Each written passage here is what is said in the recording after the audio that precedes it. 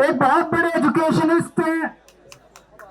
लद्दाख के लिए, देश के लिए उन्होंने पहले भी कई बार मेंशन किए। जिस तरह से उन्होंने देश के लिए आज अपनी जान दांव पे लगाई हुई है, उन्हें मैं सलाम करता हूं। दोस्तों, जितने कॉम्पिटिटिव एग्जाम होते हैं, जब कॉम्पिटिटिव एग्जाम बच्चा देने जाता है, वो कोई एग्जाम नहीं होता, वो उसके लिए एक सपना होता है। वो एग्जामिनेशन हॉल में घुसता है, उसे एक विश्वास होता है कि मैं अपनी मेहनत और अपनी इंटेलिजेंस के बल पे अपना भविष्य बनाऊंगा। मैंने भी आईआईटी के पेपर दिए थे। आईआईटी के पेपर में सक्सेसफुल होकर मैं आईआईटी गया था, आपको पता है ना भाई। लेकिन उन दिनों में पेपर लीक नहीं होते थे। मैं भी इधर आया। मैं सोच रहा था अगर पेपर लीक हो रहे हो तो उन दिनों में अरे भाई कितना बार बोल रहा हो सकता है मेरा आईआईटी देने का कॉन्फिडेंस ही नहीं बनता। मेरे दोनों बच्चे आईआईटी से हैं।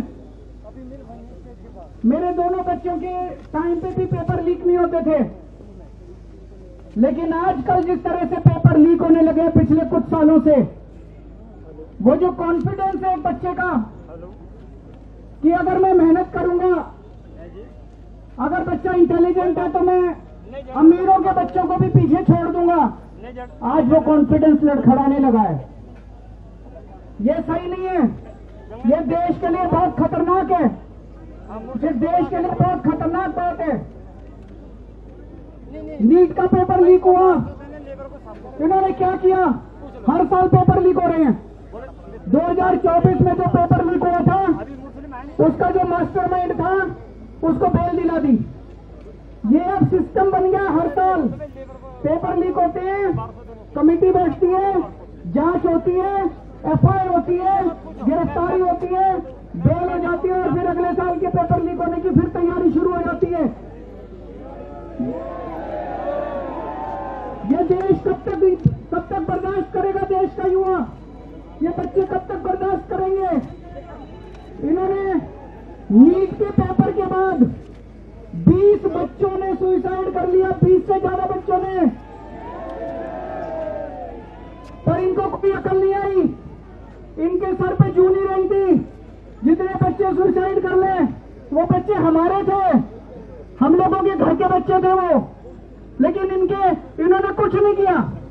सीबीएसई में पूरा इवैल्यूएशन सिस्टम गड़बड़ा गया। इन्होंने उस कंपनी के खिलाफ एफआईआर भी नहीं की। गिरफ्तार करना तो दूर की बात है, उस कंपनी के खिलाफ एफआईआर भी नहीं की। इतने बड़े स्तर के ऊपर पूरे देश में आंदोलन चल रहा है, अभी भी इन्होंने कोई ऐसा सिस्टम चेंज नहीं किया कि अगली साल पेपर लीक नहीं होंगे। अगली साल पेपर फिर लीक होंगे, अगली साल बच्चे फिर मरेंगे, अगले साल हमारे बच्चे फिर आत्महत्या करेंगे। ये सिस्टम कब बदलेगा? इस सिस्टम को बदलना पड़ेगा। आज जब मैं आ रहा था, मैं यही सोच रहा था, यही जंतर मंतर था। 4 अप्रैल 2011 का दिन था। यहाँ पे अन्ना हजारे बैठे हुए थे, यहाँ पे सामने अन्ना हजारे जी बैठे हुए थे। उस वक्त की सरकार को भी बड़ा अहंकार था। 3 साल के बाद वो सरकार नहीं बची, अपने अहंकार की वजह से डूब गई। आज 2026 है।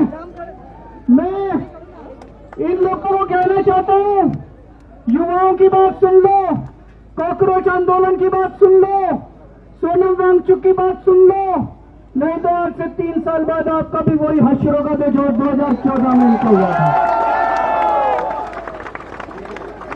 ये भी अभी अहंकार में डूबे हुए हैं बहुत ज्यादा, इनको भी अकल नहीं आ रही, ये भी बहुत ज्यादा अहंकार में डूबे हुए हैं। अंत में एक प्रपोजल देना चाहता हूं, आप लोगों से सहमति चाहता हूं। मैं धर्मेंद्र प्रधान को तो इस्तीफा देना चाहिए, लेकिन सोनम वांगचुक को देश का एजुकेशन मिनिस्टर बनाना चाहिए।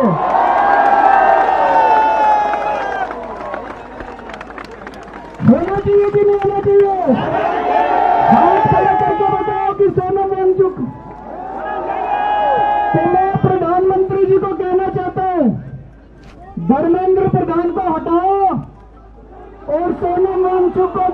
शिक्षा मंत्री बनाओ। वही बात। मेरे को पता है प्रधानमंत्री जी सुनने वाले नहीं है, प्रधानमंत्री जी करेंगे नहीं है। क्यों नहीं करेंगे? इनको डर लगता है ये सोना मैदान क्यों कोई क्रांतिकारी चीज ना कर दे। पर दोस्तों मैं आपसे पूछना चाहता हूं, आज जितनी शिक्षा व्यवस्था सड़ गई है, जितनी खराब हो गई है, उसमें हमें क्रांतिकारी कदम ही चाहिए। बिना क्रांति के शिक्षा व्यवस्था ठीक नहीं होने वाली। हमें सोनम वांगचुक जैसा क्रांतिकारी शिक्षा मंत्री भी चाहिए और उसके क्रांतिकारी कदम भी चाहिए। दोस्तों 20 तारीख को मैं सब लोगों से, देश के कोने कोने में जो लोग सुन रहे हैं, जो लोग सोशल मीडिया पर देखेंगे, जो लोग मीडिया के जरिए देखेंगे, सबको अपील करना चाहता हूं ज्यादा से ज्यादा संख्या में यहां पे आइएगा और 20 तारीख के इस आंदोलन को, इनके कोर को, पार्लियामेंट तक के जो यात्रा है उसको सफल बनाना है। ज्यादा से ज्यादा संख्या में आना है। भारत माता की